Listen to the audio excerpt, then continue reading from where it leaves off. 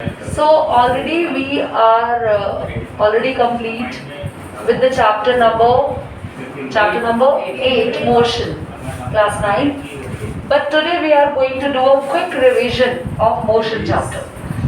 In this I am just going to give you the theory portion. I am not going to deal with the numericals today. All the numericals we already did in the classes earlier. So I will plan another class of motion. In that we will discuss only the numerical part. So today we will discuss the theoretical part, okay? But the students who will have examinations on Monday will do practice of numericals today, and tomorrow we will plan a doubt session on Zoom, okay? Shubham?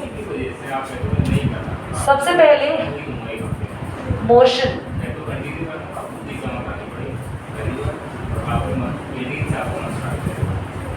chapter 8.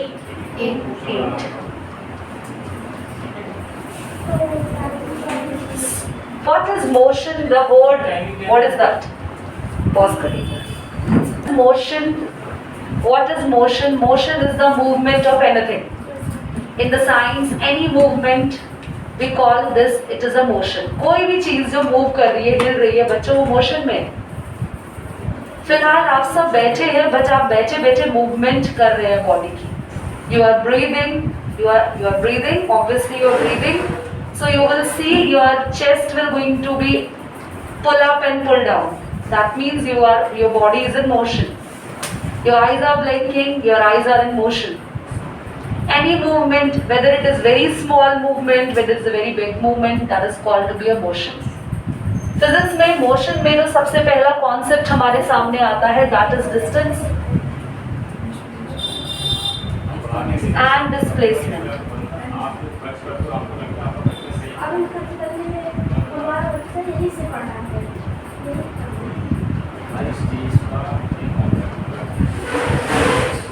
सबका ध्यान यहाँ पे होना चाहिए. Distance क्या होता है, displacement क्या होता है. डिस्टेंस और डिस्प्लेसमेंट में बहुत ही बड़ा डिफरेंस होता है. Distance is basically a random distance which is cover in any direction. किसी भी डायरेक्शन में आप चल रहे हो, आप अपने स्टेप्स काउंट कर रहे हो, आप गिन रहे हो आपने कितना पार्ट कवर किया, आपने कितना पोर्शन कवर किया, वो सब डिस्टेंस है. रैंडमली मैं चल रही हूँ, हवा में घूम रही हूँ, गाने गा रही हूँ, इधर उधर देख रही हूँ, राइट? मौसम बहुत अच्छा है, बारिश में चलते फिरते गिर गए, सब डिस्टेंस है. But displacement is not a distance, because displacement बहुत सारी चीजों पे डिपेंड करता है. पहली बात, अगर किसी एक पॉइंट से दूसरे पॉइंट तक पहुंचने के दो रास्ते हैं, तो जो शॉर्टेस्ट डिस्टेंस होता है बच्चों, उसी को हम डिस्प्लेसमेंट बोलते हैं. और दूसरी बात, डिस्प्लेसमेंट हमेशा तभी काउंट होती है जब आपकी स्टार्टिंग पोजीशन, यानी कि आपका इनिशियल पॉइंट और आपका फाइनल पॉइंट बच्चों अलग अलग हो. अगर मैं ए से बी पे जाके फिर से ए पे आ जाती तो मेरा डिस्टेंस तो होता फॉर श्योर, पर मेरी डिस्प्लेसमेंट नहीं होती, क्योंकि डिस्प्लेसमेंट के लिए मेरी पोजीशंस बदलनी चाहिए. अब इस पर किस तरीके से क्वेश्चन आएगा, आपके एनसीईआरटी में क्वेश्चन है आफ्ताब वाला, जो हम ऑलरेडी ट्यूशन में कर चुके हैं पहले, और एक क्वेश्चन है फार्मर. वो दोनों question is the most most most important question. वो आप सभी स्टूडेंट्स को करने हैं, एनसीईआरटी के क्वेश्चंस, ओके? ये दो क्वेश्चंस मैं ऑलरेडी करा चुकी हूँ. तो शुभम के लिए ये चीज़ें बोली जा रही है, ये इम्पॉर्टेंट है, ऑलरेडी हम कर चुके हैं. आप चाहो तो अभी लास्ट के 5-10 मिनट्स यहाँ बैठ के अपनी ट्यूशन नोटबुक टर्न कर सकते हो. कुछ डाउट आ रहा है, हाथ वाथ अपना कुछ क्लियर कर सकते हो. Is it done? For example बच्चों, ये ए है, ये बी है. सो अगर हम यहाँ से यहाँ काउंट करेंगे तो वो डिस्टेंस होगा, यहाँ से यहाँ काउंट करेंगे ये भी डिस्टेंस होगा, पर ये डिस्टेंस एक स्पेशल डिस्टेंस होगा जिसको हम, क्योंकि ये शॉर्टेस्ट है.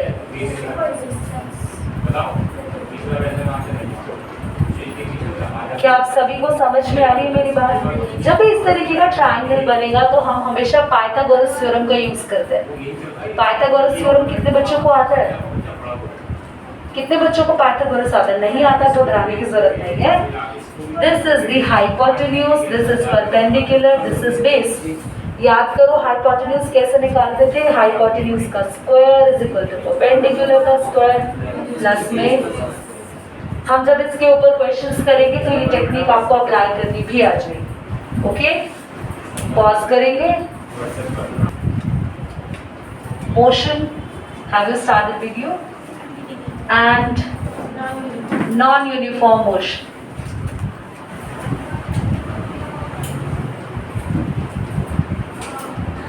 What is uniform motion class? See here, मुझे A पॉइंट से B पॉइंट तक जाना है और मैं क्या कर रही हूँ? मैंने यहाँ फर्स्ट 5 मिनट्स में 1 किलोमीटर ट्रैवल किया, फिर से 5 मिनट्स में फिर 1 किलोमीटर ट्रैवल किया और आगे 5 मिनट्स में फिर से 1 किलोमीटर ट्रैवल किया। इट इज सिंपल कि मैं हर इक्वल टाइम में डिस्टेंस भी इक्वल ट्रैवल कर रही हूँ, तो मेरा कैसा मोशन है? Uniform motion. तो any example? Earth moves around the sun, is in the uniform motion. Moon moves around the earth, is in the uniform motion. So anything which is going to be have equal distance in equal interval of time. Her equal time में हम notice करें, अरे हमने तो इतना चला, okay okay, अगले 5 minute में, अगले 1 मिनट में फिर से हमने इतना चला, अगले 1 मिनट में फिर से हमने इतना चला। हम हर थोड़ी थोड़ी देर बाद अपने आप को नोटिस कर रहे हैं और हम इक्वल टाइम में अपने आप को नोटिस कर रहे हैं, तो हम सेम डिस्टेंस ट्रैवल कर रहे हैं। That is the uniform motion. Is it clear everyone? Now the non uniform motion, जो कि हमेशा रहता है, ये हर जगह है। हम घर से स्कूल जाते हैं या स्कूल से घर वापस आते हैं या कहीं भी रैंडम चलते हैं, तो हम ऑलमोस्ट नॉन यूनिफॉर्म मोशन में चलते हैं। हाँ, कोशिश कर सकते हैं जरूर कि हम यूनिफॉर्म में ट्रैवल करें। फॉर दैट हमें अपने स्टेप्स बिल्कुल इक्वल लेने होंगे और बिल्कुल एक ही स्पीड से चलना होगा, तो हमारा यूनिफॉर्म मोशन हो सकता है। But that is not possible in basically in a real life way, because we'll have to face traffic on roads, we'll have to face street animals, or random things are also there on the road, so we cannot maintain equal distance and equal interval of time. तो जब भी हमारे पास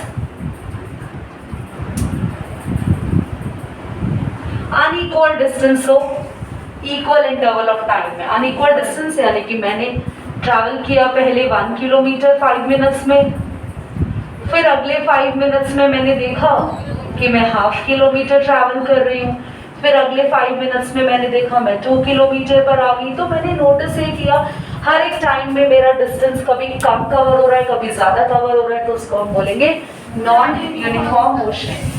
अब इसके graphs जो कि important है, distance on time, distance time graph. हम यूनिफॉर्म मोशन का always we have a straight line graph और नॉन यूनिफॉर्म का ग्राफ हमारे पास distance time. Absolutely right, curve जाता है। We have to write there on the graph also uniform motion, and this is non-uniform motion.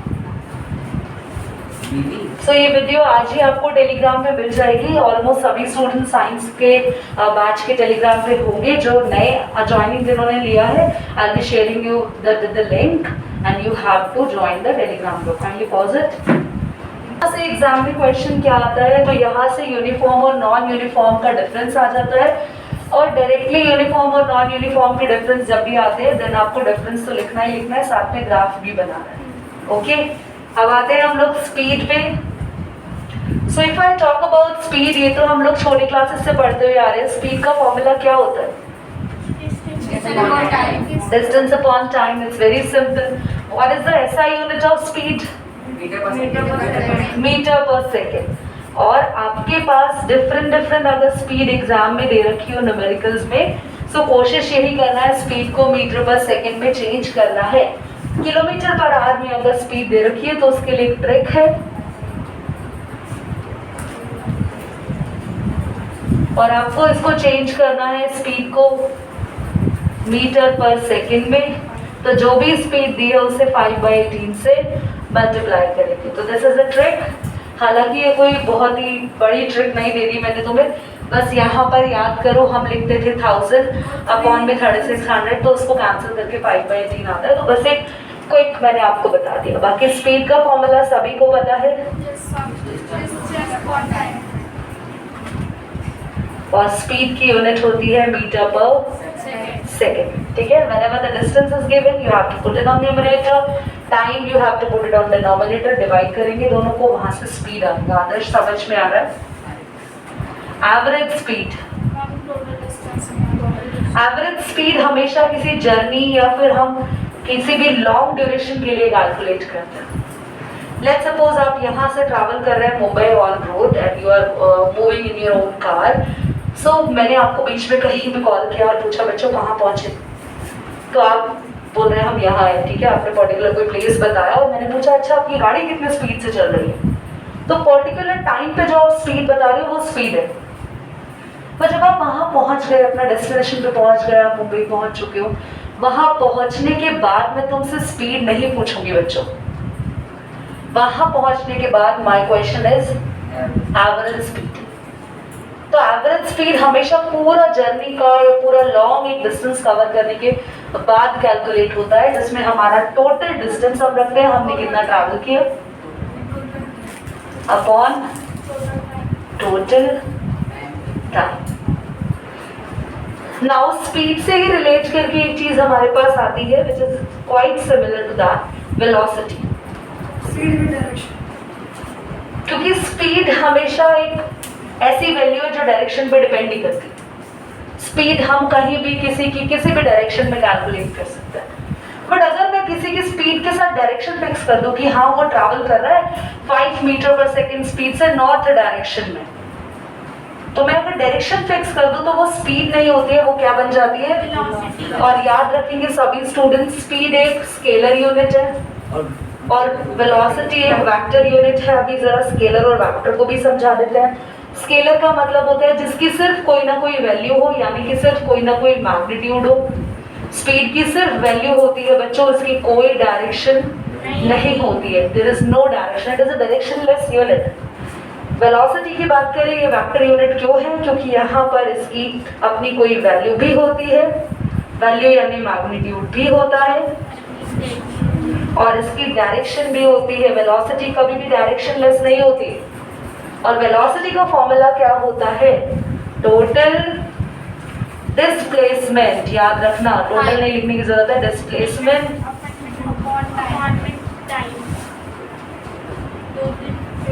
Total लिखो या सिर्फ displacement upon time लिखो तो भी चलेगा। दोनों की यूनिट क्या है, बिल्कुल सेम है। वेलोसिटी की यूनिट भी metre per second. Okay, pause करिए इसको। So the next topic we are going to study here is acceleration. Acceleration is change in velocity with respect to time. with respect to time. मतलब time के साथ साथ जब भी किसी चीज की वेलोसिटी चेंज हो यानी वहां पर एक्सेलरेशन हो। बट कंडीशन क्या है यहाँ पर, velocity should be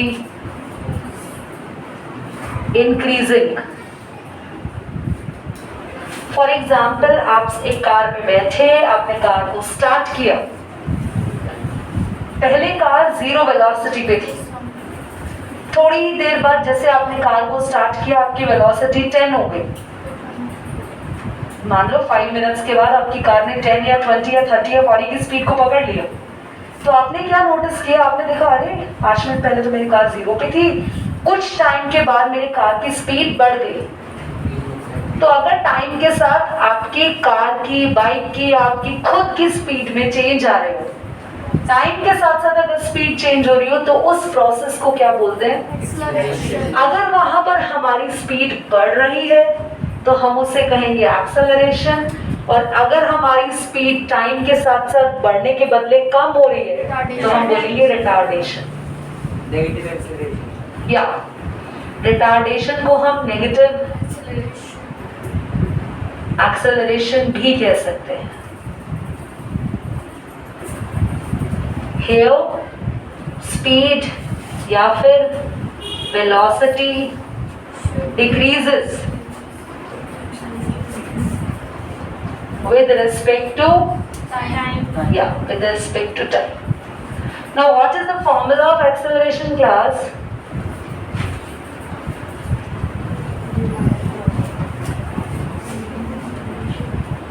V minus u upon t. Here v is the final velocity, initial नहीं, हमेशा बाद वाली वेलोसिटी पहले रखते हैं। And u is the initial velocity, मतलब स्टार्टिंग वेलोसिटी। t बताने की जरूरत नहीं है, टाइम। अगर आपकी फाइनल वेलोसिटी ज्यादा है, यानी कि आपकी स्पीड जब बढ़ रही है तो फाइनल ज्यादा होगी, तो ऑब्वियसली माइंड में डायरेक्टली समझ में आ रहा है। हम अगर कहीं भी स्पीड को बढ़ा रहे हैं तो पहले स्पीड कम थी, यानी इनिशियल u कम, और बाद में v क्या हो गया, ज्यादा हो गया। तो भैया जब आगे ज्यादा लिखेंगे नंबर और उसमें से कम नंबर माइनस करेंगे तो ये पॉजिटिव ही आएगा और इसे एक्सेलरेशन बोलेंगे। अगर आपने क्या किया, आपकी कार चल रही है 100 की स्पीड पे, 100 की स्पीड पे आपकी कार चल रही है और आपने ब्रेक लिए और आपकी स्पीड धीरे धीरे धीरे कम हो गई, तो मतलब जब आपने नोटिस किया था तब आपकी कार किस स्पीड पे चल रही थी, 100, तो आपकी इनिशियल होगी 100। जब आपने कार रोक दी तो फाइनल स्पीड होगी 0, कार रोक दी v0। तो जब आपकी स्पीड कुछ देर बाद कम हो जाएगी, तो जब कम हो जाएगी और ये u ज्यादा होगा तो u किस में है फॉर्मूला में, माइनस, तो आंसर माइनस में आएगा, तो उसको बोलते हैं नेगेटिव एक्सेलरेशन या रिटार्डेशन। नेगेटिव एक्सेलरेशन में याद ध्यान से सुनेंगे बच्चों, नेगेटिव एक्सेलरेशन में क्या होगा, हमारी इनिशियल स्पीड ज्यादा होगी, फाइनल कम होगी। और नॉर्मल एक्सेलरेशन में क्या होता है, हमारी इनिशियल स्पीड कम होती है, फाइनल ज्यादा होता है। पॉज करिए, सभी का ध्यान यहाँ पे। एक तो ग्राफ से आपके पास न्यूमेरिकल्स आते हैं,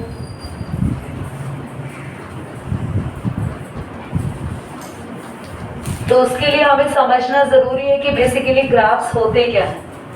कभी भी डिस्टेंस और टाइम का अगर ग्राफ ड्रॉ किया जाता है तो जो भी यहाँ पर फॉर्म होता है that is always speed. Distance time graph से हमें क्या मिलती है, स्पीड मिलती है। और दो तरीके की स्पीड मिलती है, एक यूनिफॉर्म स्पीड जब हम equal distance equal interval of time में ट्रैवल करें, ठीक है, तो वो यूनिफॉर्म स्पीड। वहीं पर अगर हमारे पास अनइक्वल डिस्टेंस हो और इक्वल टाइम हो तो वो नॉन यूनिफॉर्म स्पीड आ जाएगी। Okay, now similarly we have speed time graph, they are more important. Speed time graph हमेशा किसके लिए बनाए जाते हैं, एक्सेलरेशन के लिए। इनसे जो लाइंस मिलती हैं, जो पैटर्न्स मिलते हैं, वो एक्सेलरेशन के होते हैं। फर्स्ट ग्राफ, ये डायरेक्टली 1 मार्क का क्वेश्चन आ सकता है कि किसका ग्राफ है, तो आपको लिखना वो कांस्टेंट स्पीड का ग्राफ है, क्योंकि आप नोटिस करो एक पॉइंट पर ही, इसी पॉइंट पर बस आपका एक लाइन बन गया। क्या इससे ऊपर गया स्पीड बढ़ी, नहीं, कैसे नीचे गया, नहीं, तो एक कांस्टेंट स्पीड का ग्राफ है। अगर स्पीड टाइम ग्राफ में हमें एक स्ट्रेट लाइन मिले तो वो हमेशा यूनिफॉर्म। अब जरा यूनिफॉर्म एक्सेलरेशन समझ लो कि हम इक्वल स्पीड से ट्रैवल कर रहे हैं, इक्वल इंटरवल ऑफ टाइम। यानी कि अगर मैं A to B में जा रही हूँ, मेरी जर्नी आप देख रहे हो, पहले 5 मिनट्स में मैं ट्रैवल कर रही थी 1 किलोमीटर पर आवर की स्पीड से, दूसरे 5 मिनट्स में मेरी स्पीड यही रही, अगले 5 मिनट में भी मेरी स्पीड यही रही, तो दैट मीन्स मेरे पास कौन सा एक्सेलरेशन आया, और अगर मैं इक्वल इंटरवल टाइम में अनइक्वल स्पीड से ट्रैवल करूं तो मेरे पास वो ग्राफ होगा नॉन यूनिफॉर्म और वो कर्व। अगर मेरी यूनिफॉर्म एक्सेलरेशन के बदले रिटार्डेशन हो रही हो, मतलब स्पीड बढ़ने के बदले कॉन्स्टेंटली कम जा रही हो, तो वो यूनिफॉर्म रिटार्डेशन का ग्राफ होगा, या फिर हम बोल सकते हैं नेगेटिव एक्सेलरेशन का ग्राफ होगा। एक्सेलरेशन के ग्राफ्स हमेशा किससे मिलते हैं, स्पीड और टाइम से, ठीक है, मेक श्योर याद है। लास्ट हम आते हैं स्पीड टाइम ग्राफ में। जब हमने एक स्पीड टाइम ग्राफ बनाया और हम ग्राफ चेक कर रहे हैं, हमारी स्पीड लगातार बढ़ रही है, पर मेरी स्टार्टिंग स्पीड क्या नहीं है, जीरो नहीं है। देखो ग्राफ जीरो से शुरू नहीं हो रहा, ग्राफ थोड़ा ऊपर से शुरू हो रहा है। दैट मीन्स हमने कार चलाई और कार चलाने की कुछ देर बाद जब कार में एक स्पीड आ गई, तब से हम अपना ग्राफ बना रहे। शुरू में जब जीरो स्पीड थी तब से ग्राफ नहीं बना रहे। तो हमने ऐसा ग्राफ बनाया जिसमें हमारी स्टार्टिंग स्पीड जीरो नहीं है, तो वो थोड़ा सा ऊपर से बनेगा। समझ गए?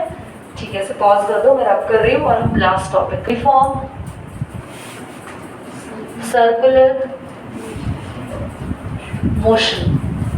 नेम से ही डेफिनेटली समझ में आ रहा है, सर्कुलर का मतलब है कि इस तरीके से राउंडेड में एक मोशन हो रहा है, और यूनिफॉर्म का मतलब हो रहा है इक्वल स्पीड है, इक्वल इंटरवल ऑफ टाइम है। किस तरीके के मोशंस रहते हैं इसमें? मून मूव्स अराउंड अर्थ, और अर्थ या फिर बाकी के प्लैनेट्स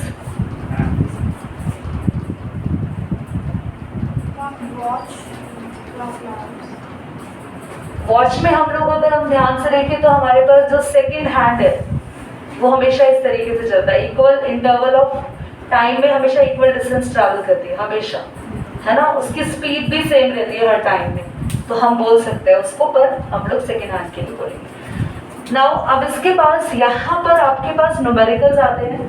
न्यूमेरिकल्स कुछ इस तरीके से आते हैं, एक पर्सन है वो मूव कर रहा है in a circular path in a uniform motion, calculate its velocity.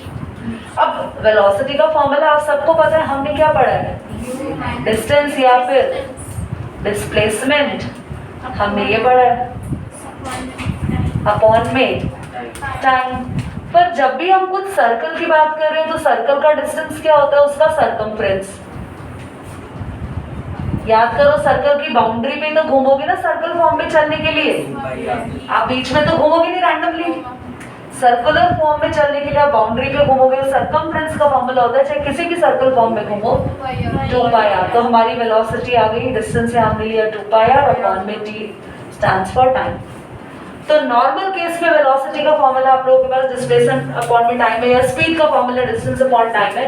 पर अगर कोई चीज सर्कल में मूव कर रही है तो उसका डिस्टेंस आपको नॉर्मल डिस्टेंस नहीं लेना, उसका डिस्टेंस लेना है सरकमफ्रेंस ऑफ सर्कल। यहाँ आर क्या है बच्चों? सर्कल का रेडियस। पाई की वैल्यू 22/7 और 3.14 अगर क्वेश्चन में कहा हो तो। Is that clear? पॉज कर दो, उसको नोट करो, इंपॉर्टेंट है। सो क्लास, कुछ इंपॉर्टेंट क्वेश्चंस हैं जो आपको बिल्कुल ट्राई करने हैं, you can not neglect. Motion chapter के ही जो कि मैं बोल रही हूँ, आप लोग अपनी बुक्स में टिक लगवा सकते हैं। अगर बुक नहीं लेकर आए हैं तो अपनी नोटबुक पे लिख सकते हैं, मैं पेज नंबर के साथ बोलूँ। सो मोशन चैप्टर में आते हैं हम लोग, तो पेज नंबर 100 पर हमारे पास एक क्वेश्चन है, a farmer moves along the boundaries.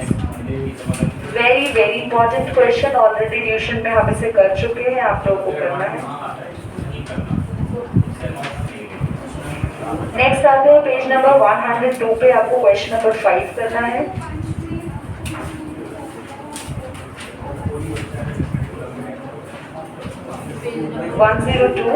Question number 5।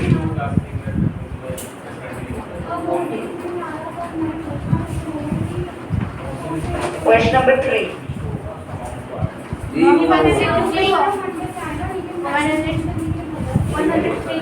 103 नहीं, 102 का ही है। मैं अपने आप पेज नंबर बोलूंगी, जब आप लोग को बोलो तब उसी पेज पर आएंगे। Now coming on 103, question number 2, अ बस decreases its speed. Very very important. Now question number 3, a train starting from a railway station. ये करना है आपको।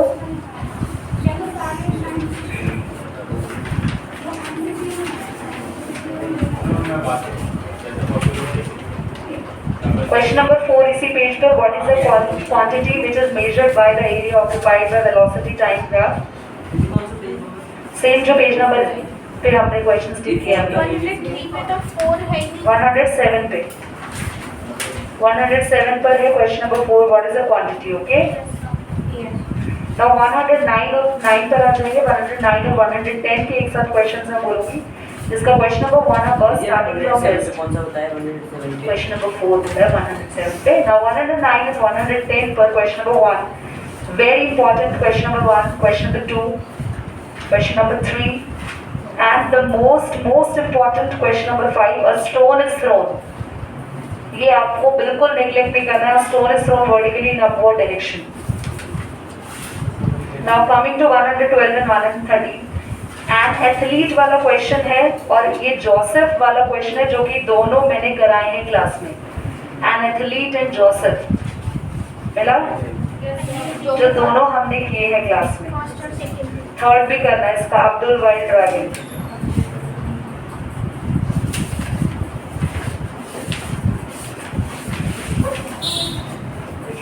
नाउ अभी आएंगे आप लोग इसी पे काफी सारे क्वेश्चन है ना। या क्वेश्चन नंबर 7 करना है, ball is gently drop, important है। क्वेश्चन नंबर 10 भी करना है। अब एक्सरसाइज डन हो गई। Okay, so these are the most important question जो कि आपको डेफिनेटली करने हैं, इनको आप अवॉइड नहीं कर सकते। Now just stop the video. या